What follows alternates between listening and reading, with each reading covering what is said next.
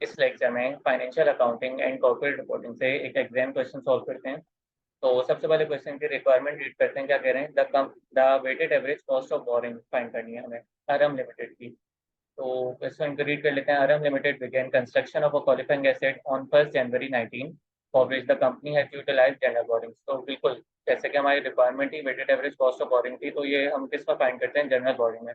General borrowing में क्या होता है कि मल्टीपल हमारे पास लोन्स होते हैं, मल्टीपल उनकी परसेंटेजेस से आए हुए होते हैं वो।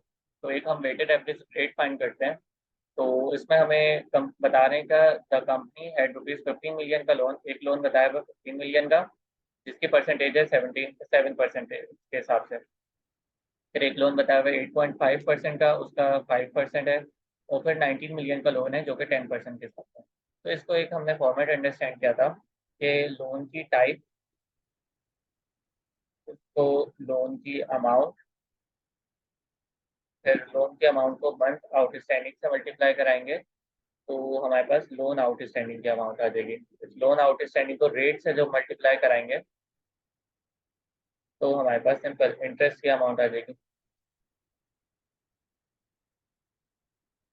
तो अभी हम केस कौन सा कर रहे हैं, जनरल बोरोइंग का। क्योंकि जनरल बोरिंग में हमें वेटेड एवरेज रेट फाइंड करना पड़ता है कॉस्ट ऑफ बोरिंग का।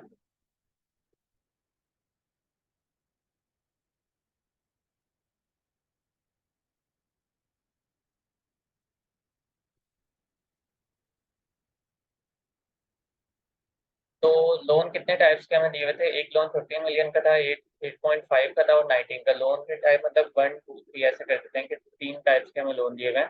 लोन की अमाउंट 15 मिलियन दी हुई है। दूसरा जो हमारे पास लोन था वो 8.5 मिलियन का लोन है। ये क्वेश्चन डायरेक्टली भी हो सकता है, लेकिन एक इस मेथड के थ्रू इसलिए कर रहा हूँ ताकि अगर कोई अमाउंट डिफरेंट हो या कोई लोन अगर इसी ईयर जा रहा हो, रिटर्न हो रहा हो, तो उसको कैसे हम देखेंगे। जबकि इसमें हमें सिंपल है, ये केस हमें बता दिया है the company did not make any repayment, इसमें कोई रीपेमेंट नहीं होगी। लेकिन पेपर में क्वेश्चन आ सकता है जिसमें रीपेमेंट हो, तो उस रीपेमेंट में हमें ये मंथ मंथ आउटस्टैंडिंग में उसके हिसाब से फिर रखने पड़ते हैं। 8.5 का थर्ड लोन था हमारे पास 19 मिलियन का। 19 मिलियन के ये तीन लोन हो गए। अब मंथ आउटस्टैंडिंग, कोई रीपेमेंट नहीं हो रही, इसका मतलब जो हमारा ईयर है इसमें पूरा साल जो है ये आउटस्टैंडिंग रहे हैं, तो सिंपल 1 से मल्टीप्लाई करा देते हैं या 12/12 कर लेते हैं। 12 मंथ को डिवाइड बाई 12 से, तो तब भी सिंपल 1 ही आ जाएगा। तो जब ये लोन अमाउंट को मंथ आउटस्टैंडिंग से मल्टीप्लाई कराऊंगा, तो मेरे पास लोन आउटस्टैंडिंग की अमाउंट आ जाएगी, जो कि सिंपल अभी तो यही आएगी इस केस में, क्योंकि कोई रीपेमेंट नहीं हो रही, इसलिए पूरा 1 से मल्टीप्लाई अमाउंट जब ये होगी तो सेम लोन आउटस्टैंडिंग की अमाउंट आ जाएगी। इसलिए मैंने कहा कि डायरेक्ट भी हो सकता था ये क्वेश्चन, लेकिन हमने थोड़ा इसको फुल अपने फॉर्मेट के तरीके से कर रहे हैं सो। अब सिंपल रेट से मल्टीप्लाई कराने, रेट जो जो दिए हुए हैं, 15 मिलियन वाले लोन का रेट दिया हुआ है 7%। 8.5 मिलियन वाले लोन का रेट दिया हुआ है 5%। और 19 मिलियन वाले लोन का जो हमें रेट दिया हुआ है वो है 10% का रेट।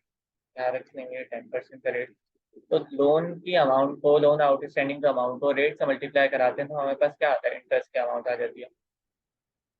सिमिलरली यहाँ पे भी 8.5 मल्टीप्लाई बाय 5% और 19 को मल्टीप्लाई बाय 10%। अब ये टोटल इंटरेस्ट के अमाउंट को हमने ऐड करना है। 3.375 आ गया, और ये टोटल लोन की अमाउंट को, लोन आउटस्टैंडिंग वाली अमाउंट को हमने ऐड करना है, तो ये 42.5 आ गया। अब यहाँ फाइंड कर लेते हैं weighted average cost of boring का रेट।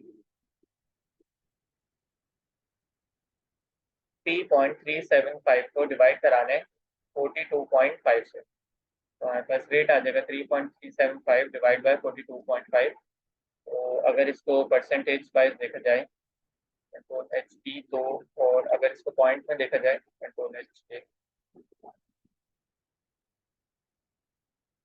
तो 7.94 जो है हमारे पास इसका आंसर हो जाएगा। तो आई होप ये क्वेश्चन समझ आ गया होगा। इसमें हमें सिंपल रेट फाइंड करना था।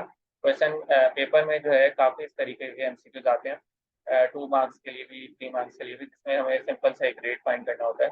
तो उस पेपर में भी नॉर्मली क्या होता है कि ये पूरा साल जो है वो आउटस्टैंडिंग रह रहे होते हैं, तो सिंपल यहाँ पे हमने वर्क रखना है, या यहाँ से भी स्टार्ट कर सकते हैं कि लोन आउटस्टैंडिंग को मल्टीप्लाई कराएंगे रेट से, इंटरेस्ट की अमाउंट आ जाए, तो ये शॉर्टकट तरीके से हो जाए। तो नेक्स्ट क्वेश्चन को देखते हैं।